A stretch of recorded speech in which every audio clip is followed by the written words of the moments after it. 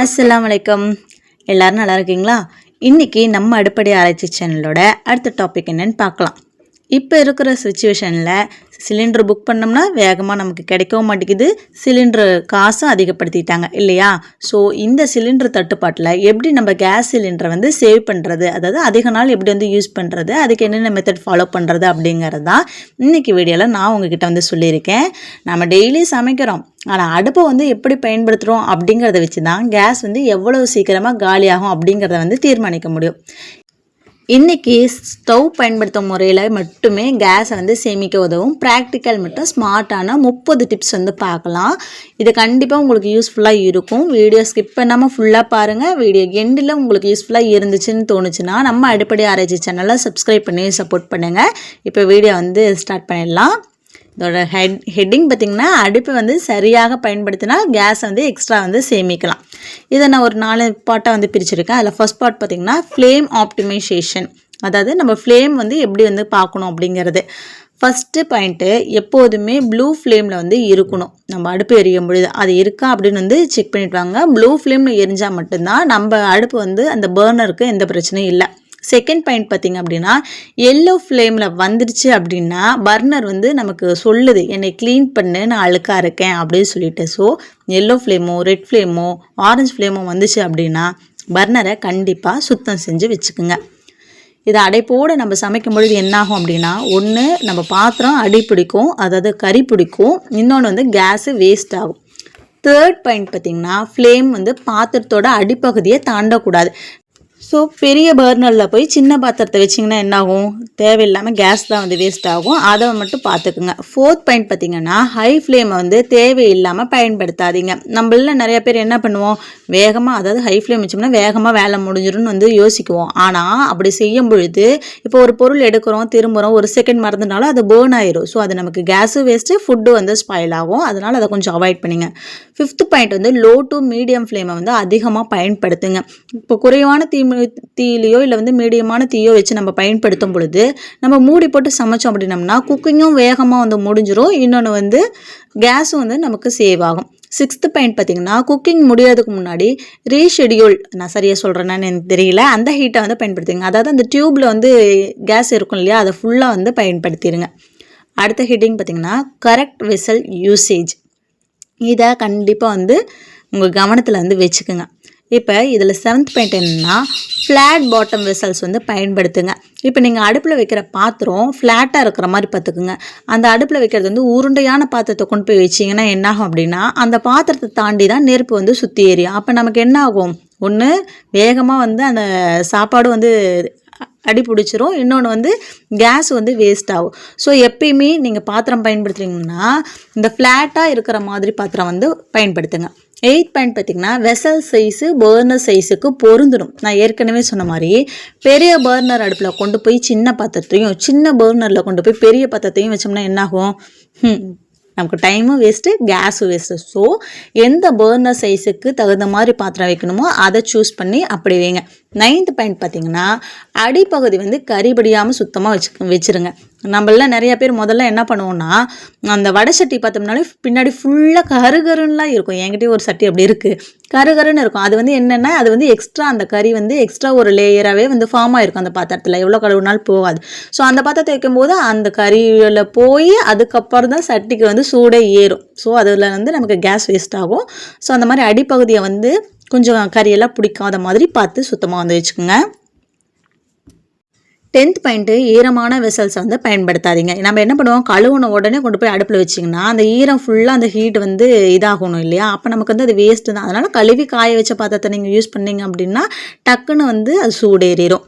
11th point வந்து திக் bottom வந்து vessels பயன்படுத்துங்க. எப்பயுமே வந்து அடிப்பகுதி வந்து நல்லா கனமாக இருக்கிற மாதிரி பாத்திரத்தை வந்து பயன்படுத்துங்க. அடுத்த டாபிக் பார்த்திங்கன்னா, பர்னர் மெயின்டெனன்ஸ். இது கண்டிப்பாக எல்லார் வீட்லேயும் எல்லாருமே ஃபாலோ பண்ணணும். இதில் 12th பாயிண்ட் என்னென்னா, பர்னர் ஹோல்ஸ் வந்து அடைப்பு இல்லாமல் வச்சுருக்கணும். பர்னரில் ஏதாவது ஹோல்ஸில் வந்து அடைப்பு இருந்துச்சு அப்படின்னா நமக்கு வந்து சரியாக வந்து அதில் கேஸ் வராது, மெதுவாக எரியும். அதில் நமக்கு வந்து கேஸ் தான் வந்து வேஸ்ட் ஆகும், டைமும் வந்து வேஸ்ட் ஆகும், குக்கிங்கும் லேட் ஆகும். ஸோ பர்னரை அந்த ஓட்டைகள் எல்லாம் வந்து அடைப்பு இல்லாமல் நீட்டாக வந்து வச்சுக்கோங்க. 13 பாயிண்ட் என்னென்னா பர்னர் கேப்பை சரியாக வந்து போடணும். அந்த அடுப்பில் வந்து நம்ம பர்னர் போடுறோம் இல்லையா, அது லைட்டாக தூக்கின மாதிரி இருந்தாலும் என்ன ஆகும்னா நெருப்பு வந்து வெளியில் வரும். ஸோ பர்னரை வந்து கரெக்டாக வந்து போட்டு வச்சுக்கோங்க. 14 பாயிண்ட் வந்து மந்த்லி டீப் கிளீனிங் வந்து செய்யுங்க. கண்டிப்பாக அடுப்பை வந்து என்ன பண்ணணும், மாதத்துக்கு ஒரு வாட்டியாவது டீப் கிளீன் பண்ணுங்கள். 15 பாயிண்ட் நாசில்ஸை வந்து சுத்தம் பண்ணுங்கள். அதாவது நம்ம திருப்புறோம் இல்லையா அடுப்பு ஆன் பண்ணுற சுவிட்சு, அதெல்லாம் வந்து நல்லா வந்து க்ளீன் பண்ணி வந்து வச்சுக்கோங்க. அதனாலேயும் வந்து சிலப்போ வந்து கேஸ் வந்து லீக் ஆகலாம். 16 பாயிண்ட் வந்து ஸ்டவ்வை வந்து அப்பப்போ வந்து சர்வீஸ் வந்து பண்ணி வச்சுக்கோங்க. அடுத்த டாபிக் என்னென்னா கேஸ் ஃப்ளோ எஃபிஷியன்சி. இதுவும் கரெக்டாக இருக்கான்னு பார்த்துக்குங்க. இது ரொம்ப ரொம்ப முக்கியம். அது வந்து சேஃப்டி பர்பஸ். 17 பாயிண்ட் என்ன அப்படின்னா நம்ம ரெகுலேட்டரை வந்து சரியாக வந்து கனெக்ட் பண்ணியிருக்கோமா அப்படின்னு வந்து செக் பண்ணுங்கள். சரியாக கனெக்ட் பண்ணலைன்னா கேஸ் வந்து வெளியில் வந்து லீக் ஆகிட்டே இருக்கும். 18 பாயிண்ட் வந்து ரப்பர் டியூப் வந்து பழசாக இருந்துச்சு, அந்த ஆரஞ்சு டியூப் இருக்கு இல்லையா, அது வந்து பழசாக இருந்துச்சுன்னா அதை உடனே வந்து மாற்றிக்கிங்க.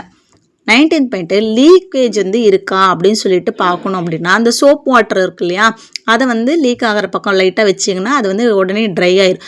அந்த மாதிரி வந்து வச்சு டெஸ்ட் பார்த்துக்குங்க. அந்த மாதிரி ஏதாவது லீக்கேஜ் இருந்ததுன்னா கண்டிப்பாக அந்த டியூபை வந்து மாற்றிடுங்க. 20 பாயிண்ட் என்ன அப்படின்னா ஸ்டவ் லெவலாக வந்து இருக்கணும். ஒரு பக்கம் வந்து தூக்கிட்டு இல்லை வந்து ஏதாவது பட்டு ஒரு சின்ன தட்டு அந்த காலில் இருந்தாலுமே என்ன ஆகும், ஒரு சைடு வந்து தூக்கிட்டு இருக்கும். அப்போ நம்ம பாத்திரம் வைக்கும் பொழுது கோணையாக இருக்கும். அதனால் வந்து என்ன ஆகும், கேஸு வேஸ்ட் ஆகும். இன்னொன்று வந்து சமைக்கிற பாத்திரம் அப்படியே கம்முறதுக்கான வாய்ப்பு இருக்குது. ஸோ ஸ்டவ்வை வந்து ஸ்டேபிளாக இருக்கிற இடத்துல வந்து வச்சுக்கோங்க. அடுத்த டாபிக் என்னென்னா குக்கிங் ஹேபிட்ஸ். இதுவும் மஸ்ட்டாக வந்து ஃபாலோ பண்ணுங்க. 21 பாயிண்ட் என்னென்னா ஃப்ளேமை வந்து ஆன் செய்த உடனே விசிலை போய் வைங்க. நீங்கள் பாட்டுக்கு பாத்திரத்தை எடுத்து வச்சுட்டு அப்புறமேட்டுக்கு அடுப்பை வந்து ஆன் பண்ணுங்கள். நம்மளாம் என்ன பண்ணுவோம்னா அடுப்பை ஆன் பண்ணி வச்சுட்டு அதுக்கப்புறம் தான் போய் பாத்திரத்தையும் வந்து எடுத்துகிட்டு வந்து வைப்போம். அப்போ வந்து என்னது, 1 நிமிஷம் 2 நிமிஷம்னாலும் அதில் வந்து சிலிண்டர் வேஸ்ட்டு தான் ஆகும். ஸோ அந்த மாதிரி பண்ணாதீங்க. அடுப்பை ஆன் பண்ண உடனே பாத்திரத்தை வந்து வச்சுருங்க. 22 என்னென்னா குக்கிங் முடிஞ்ச உடனே அடுப்பை வந்து ஆஃப் பண்ணிடுங்க. சிம்மில் வச்சுட்டு ஒரு 10 நிமிஷம் கழிச்சு ஆஃப் பண்ணுறது அந்த மாதிரிலாம் வந்து செய்யாதீங்க. நமக்கு சமையல் வேலை முடிஞ்சிச்சா உடனே வந்து அந்த அடுப்பை வந்து ஆஃப் பண்ணிடுங்க. 23 பாயிண்ட் என்னென்னா மூடி வச்சு சமைங்க. மூடி வச்சு சமைச்சிங்க அப்படின்னா நம்ம மீடியம் ஃப்ளேமில் வந்து லோ ஃப்ளேமில் வச்சு வந்து குக் பண்ணிக்கலாம். நம்ம குக்கிங் டைமும் வந்து சேவ் ஆகும், சீக்கிரமாக வந்து வெந்துடும், சமையலும் வேலையும் சீக்கிரமாக வந்து முடிஞ்சிடும். ஸோ மூடி வச்சு சமைக்க வந்து பழகிக்கிங்க. 24th பாயிண்ட் என்ன அப்படின்னா ரீஹீட் பண்ணுறோம் நம்ம ஏதாச்சும் அப்படின்னா அதை வந்து லோ ஃப்ளேமில் வந்து பயன்படுத்துங்க, மூடி போட்டு பயன்படுத்துங்க. அப்போ வந்து என்ன ஆகும், அந்த ஃபுட் வந்து வேகமாகவே வந்து ஹீட் ஏறிடும் மூடி போடுறதுனால. ஸோ இதனால் நமக்கு கேஸ் வந்து மிச்சமாகும். 25th பாயிண்ட் என்ன அப்படின்னா ஆயில் சூடானதும் ஃப்ளேமை வந்து குறைக்கணும். எண்ணெய் சூடானதுக்கு அப்புறமேட்டுக்கு ஹை ஃப்ளேம்லேயே வச்சுருந்தோம்னா சிலப்போ வந்து நெருப்பு பிடிக்கிறதுக்கும் வாய்ப்பு இருக்குது. ஸோ எண்ணெய் சூடாயிடுச்சுன்னா உடனே வந்து கேஸ் வந்து கம்மி பண்ணி வச்சுக்கோங்க. அடுத்தது ஸ்மார்ட் டிப்ஸ். இதில் 26 பாயிண்ட் என்னென்னா ஸ்மால் பர்னரை வந்து அதிகமாக வந்து யூஸ் பண்ணுங்கள், பெரிய பர்னரை வந்து அதிகமாக யூஸ் பண்ணுங்கள். ஸ்மால் பர்னரையே அதிகமாக யூஸ் பண்ணுங்கள். சின்ன சின்னதாக நம்ம டீ வைக்கிறோம் இல்லை வந்து ஏதாவது பொரியல் பண்ணுறோன்னா அதுக்கெலாம் வந்து ஸ்மால் பர்னரையே வந்து யூஸ் பண்ணுங்கள். 27th பாயிண்ட் என்னென்னா லார்ஜ் பர்னரை வந்து பெரிய வெசல்ஸ்க்கு மட்டும் பயன்படுத்துங்க. பெரிய பாத்திரம் வைக்கிறோம் அப்படின்னா மட்டும் அதுக்கு மட்டும் பெரிய பர்னரை வந்து பயன்படுத்துங்க. நான் ஏற்கனவே சொன்ன மாதிரி சின்ன பர்னரில் பெரிய பாத்திரத்தையோ பெரிய பர்னரில் சின்ன பாத்திரத்தையோ யூஸ் பண்ணாதீங்க. 28th பாயிண்ட் என்னென்னா 2 பர்னரையுமே பிளான் பண்ணி பயன்படுத்துங்க. ஒரு பர்னரை வந்து ஆன் பண்ணி வச்சுட்டு அதில் மட்டும் வேலை பார்த்துட்டு இன்னொரு பர்னரை வந்து சும்மா வந்து எரிய விடாதீங்க. ஸோ பிளான் பண்ணிக்கிங்க. ஒரு அடுப்பில் வேலை முடிஞ்சதுன்னா டக்குன்னு அந்த அடுப்பை வந்து ஆஃப் பண்ணுறதுக்கான வேலையை பார்த்துக்குங்க.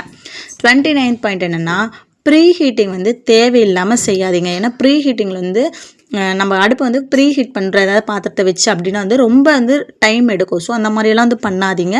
தேவை இருந்தால் மட்டும் ப்ரீ ஹீட்டிங் பண்ணுங்கள். ஏன்னா நம்ம அடுப்புலலாம் வந்து அடுப்புலேயே வந்து கேக் செய்கிறோம் அப்படின்னா அதுக்கெல்லாம் ப்ரீ ஹீட்டிங் வந்து தேவைப்படும். அந்த மாதிரி தேவை இருந்துச்சுன்னா மட்டும் பண்ணுங்கள். 13th பாயிண்ட் என்னென்னா கிச்சன் விண்டு வந்து நேரடியாக ஃப்ளேமை வந்து தாக்காதபடி கவனிச்சுக்கோங்க. அதாவது கிச்சனில் காற்று வருது அப்படின்னா நேராக அடுப்புக்கு காற்று போச்சுன்னா என்ன ஆகும், அடுப்பு வந்து தேவையில்லாமல் கேஸ் வந்து வேஸ்ட் ஆகும். ஸோ இது வந்து நிறையா பேருக்கு இந்த டிப்ஸ்லாம் வந்து தெரிஞ்சிருக்கலாம். எனக்கு தெரிஞ்சது வந்து சொன்னேன், தெரியாதவங்க யாருக்காவது யூஸ் ஆகும் அப்படின்னு வந்து நினைக்கிறேன். ஸோ நான் சொன்ன இந்த டிப்ஸை மட்டுமே நீங்கள் ஃபாலோ பண்ணீங்க அப்படின்னா உங்களோட கேஸ் சிலிண்டரு ரொம்ப நாள் வந்து கூடுதலாகவே நீடிக்கும்னு நினைக்கிறேன். ஸோ ட்ரை பண்ணி பாருங்கள். வீடியோ பிடிச்சா லைக் பண்ணி ஷேர் பண்ணி சப்ஸ்கிரைப் பண்ணுங்கள். வீடியோ பார்த்த எல்லாருக்குமே தேங்க்யூ.